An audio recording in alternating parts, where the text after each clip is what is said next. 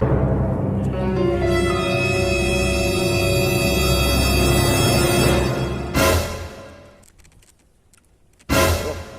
lumabas na bro. Ito na siya. Bro, ito na siya.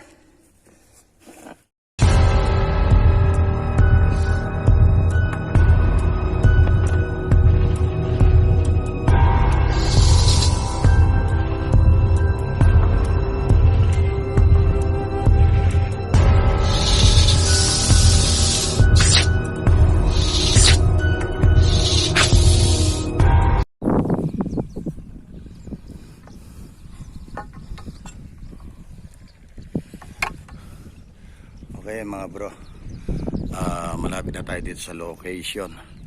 Dahil na tayo dito sa location na dito ang tinuturo nila. Ito sigurong akasya na katumba na may pampatubig. Nagtanim na sila ng nagtanim na sila ng mga mais. Ayan, nagtanim na sila ng mga mais. Ayan, katatanim. Meron na silang tubo. Ito, tignan natin. Ayan mga bro, may tubo na ang mga mais. Ayan, mga mais na yan meron ng mga tubo. Ngayon bali pa lang ito, 5 araw. Ngayon nagtanim sila ng mais dito. Ayan, tanim sila ng mais dito. Dito sa tabi ng makina dito daw, nung mananghalian sila, nandito sila sa puno ng akasya. Ayan, ang akasya mula na yan na mayroon silang patubig. Ayan, mayroon silang patubig bro. Nakita daw nila yung cobra. Nakita daw nila yung cobra dito sa puno ng akasya, nakatumba dito sa malapit dito sa makina. Ngayon sa takot nila hindi natapos yung pagkain nila napatakbo na sila. Ngayon ang sabi nila, pinagsasara yung butas. Pinagsasara yung butas daw. Nakita yung mga butas dito sa puno ng akasya. Ito lang yung makina nila. At mailan araw niyan, magpapatubig na sila. Mga 5 araw lang yan, magpapatubig na sila. Kailan na yung tubig. Ayan. Di natin alam dito, pero makikita, sabi nila, makikita mo yung mga butas bro. Sabi nila, pinagtatakpan nila. Pinagtatakpan daw nila yung mga butas. Ayan, butas yan. Butas yan, Butas yan na sinaraan nila. Pinaikutan daw, sabi nila, sinaraan daw. Ayan. Dahil nakapaligod dito, palayan, palay. At ngayon, yung iba ito, dahil una siyang umani, mais na ang tinanim. Ngayon, ito, ayan, nakapaligod dito. Mga pinagsasaraan daw ang butas. Ayan, pinagsasaran daw yung butas. Ngayon, sana nandito pa. Sana hindi nakalabas. Ayan. Ang nagiging problema nito bro, wala tayong kasama. Wala tayong kasama. Kasi si cameraman natin nasa Pangasinan. Nasa Pangasinan yung cameraman natin. Umuwi doon sa pamilya niya doon. At saka si Mrs., si Galema Snake Queen, wala siya, mayroon sila linakaran, mayroon sila linakad. Ngayon nasa bahay ako bro, bigla silang tumawag kanina. Ito, pinapunta nga itong ito. Sana maabutan pa natin, sana nandito. Sana totoo yung sinasabi na nakita. Sabi nila malaki daw. Ayun, titignan natin ngayon. Titignan natin itong pinagsasaral nila. Butas. Sana hindi pa nakalis bro. Okay, sandali lang bro, ililipat ko yung camera. Hindi ko alam kung saan ko ilalagay ang camera nito. Okay mga bro, sana nandito pa yung ahas.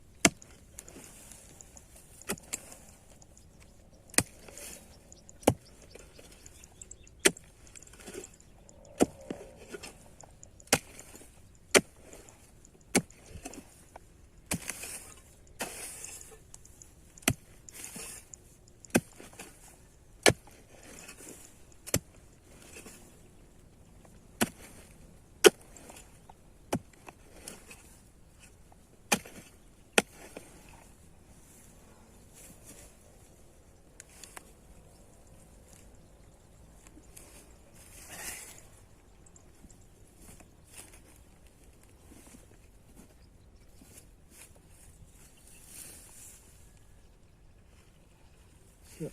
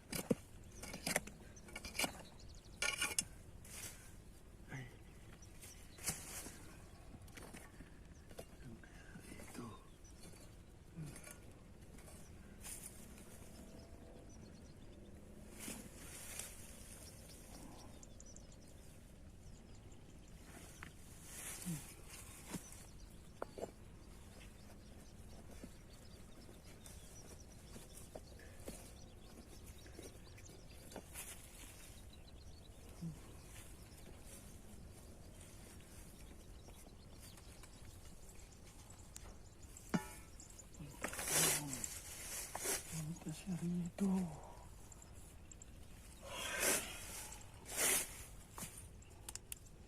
Ang lalim, malalim.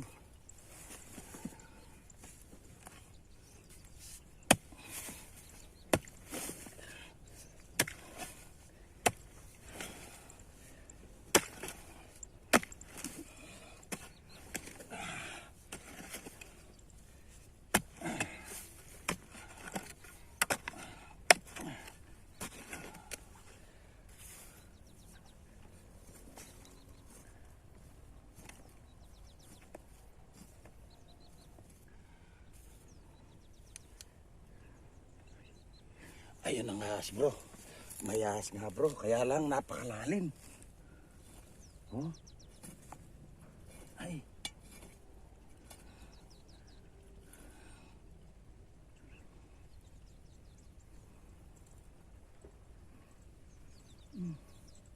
Ay, ulo. Ulo yun.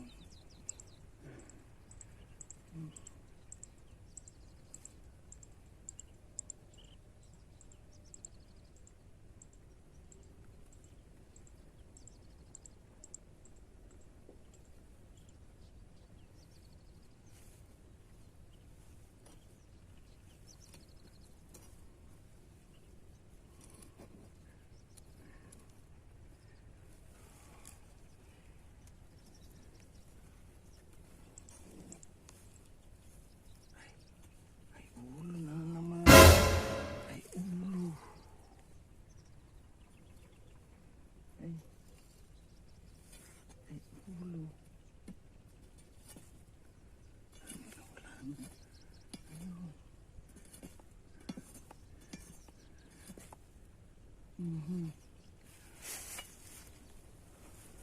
Puta.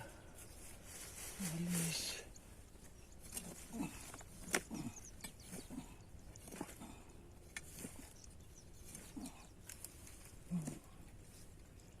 Ay. Nasaan na yun?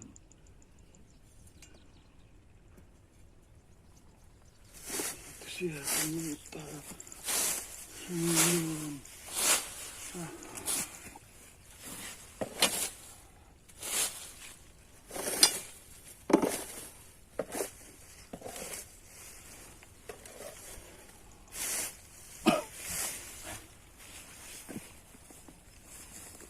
Lalim. Lalim, bro. Saan na kaya kumaki yun?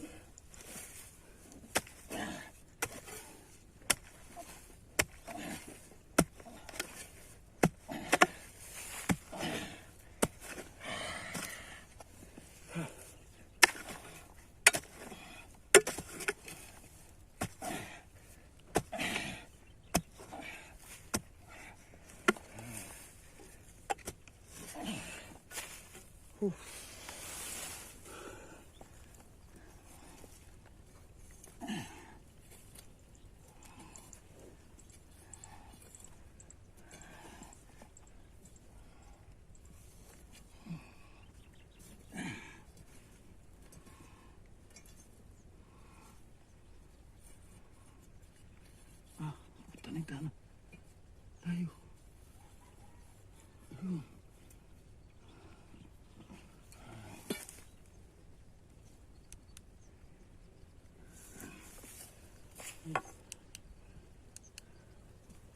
Saan na yun?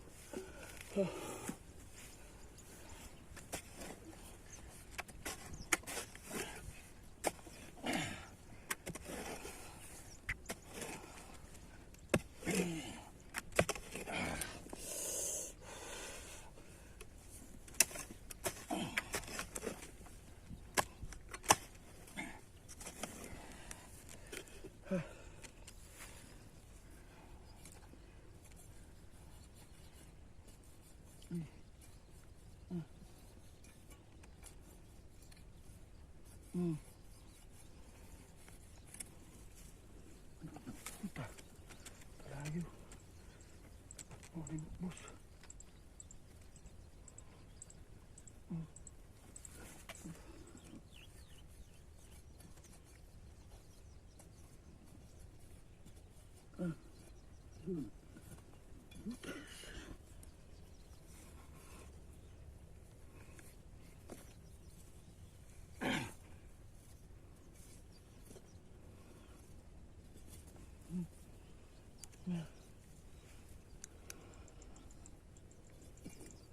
Ayun.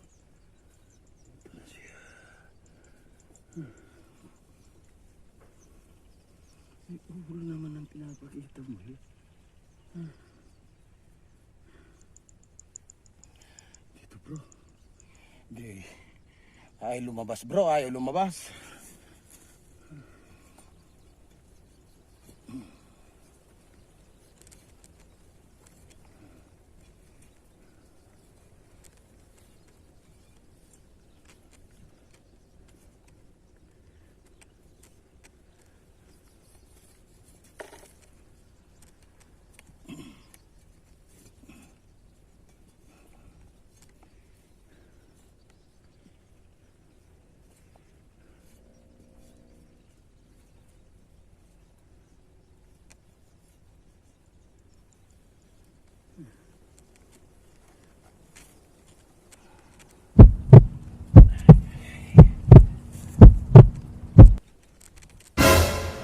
Bro. Ito na siya. Bro. Ito na siya. Ang laki. Nagbabalat. Bro. Ay. Ang laki bro.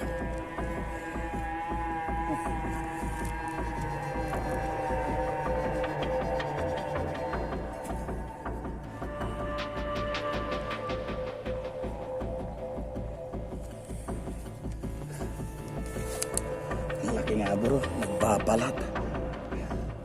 Buti, hindi pa umalis. Oo.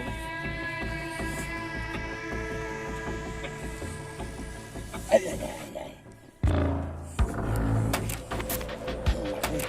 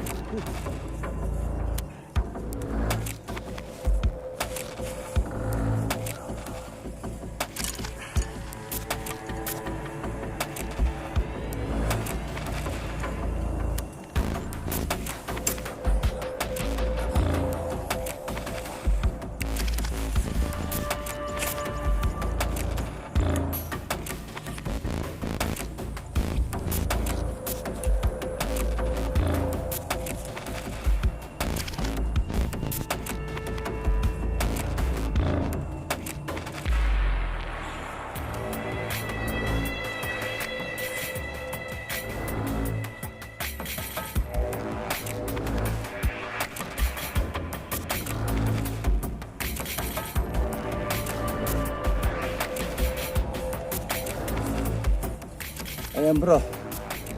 Nawala na yung kinakatakutan nila. Unang-una, nandito pa sila sa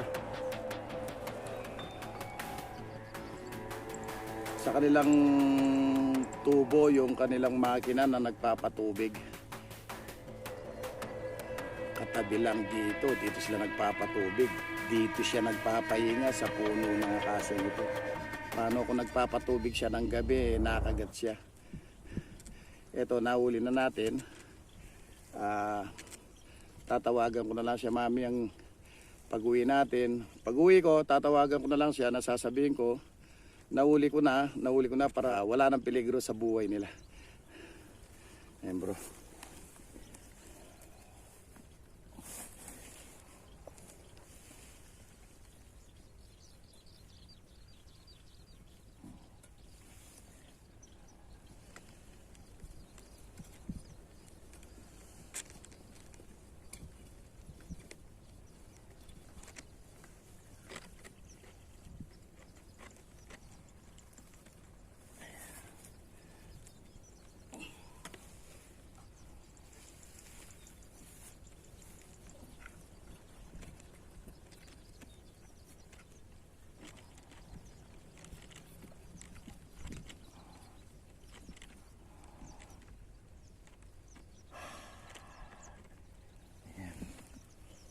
Isa lang.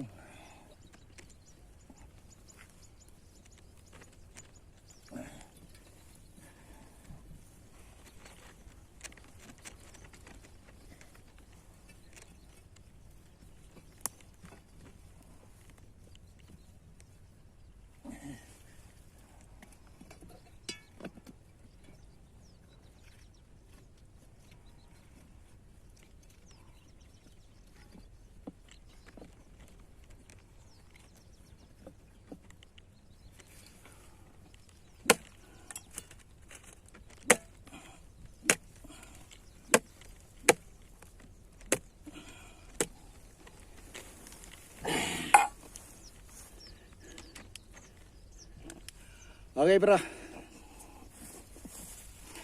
Nahuli natin, napakalaki. Maya-maya lang bro, magpapauwi na tayo nito. Nahuli na rin natin. Pag uwi natin yun, tatawagan na lang natin. Para malaman nila bro. Okay, cut muna tayo bro ha. God bless.